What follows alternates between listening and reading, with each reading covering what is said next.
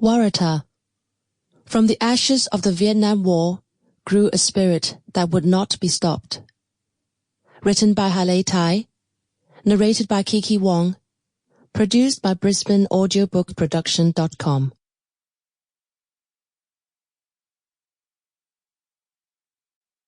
Dedication to Hong En, to Min, to my parents, to my warrior within me.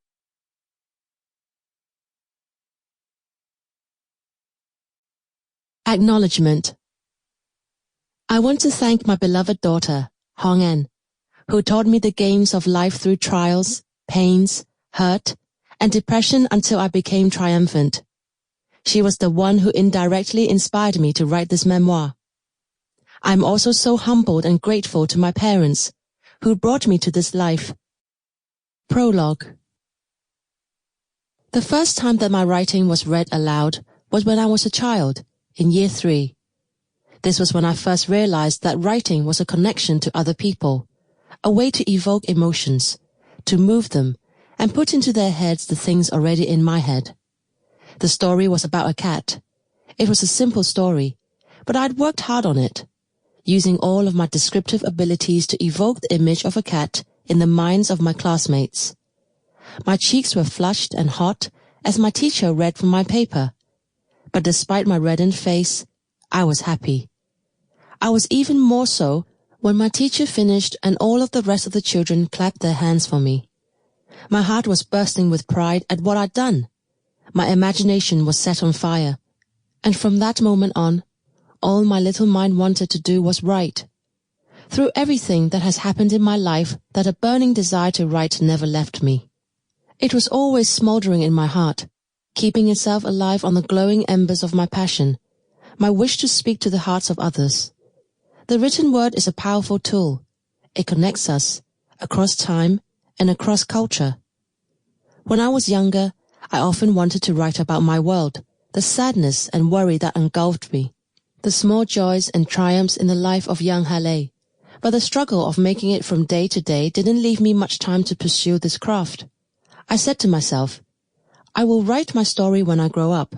I'll write all about it, for the world to read.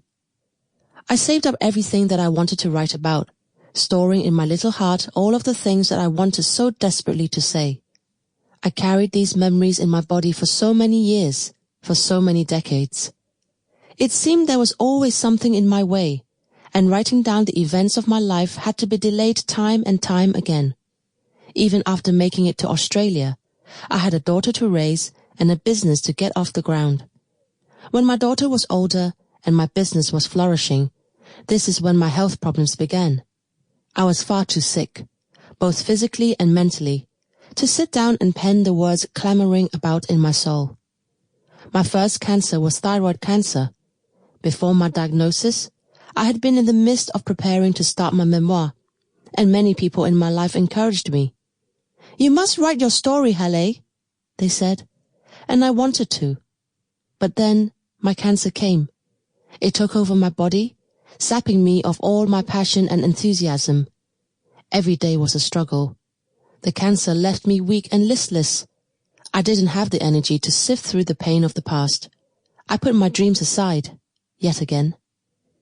I survived this cancer, feeling so blessed and grateful to God.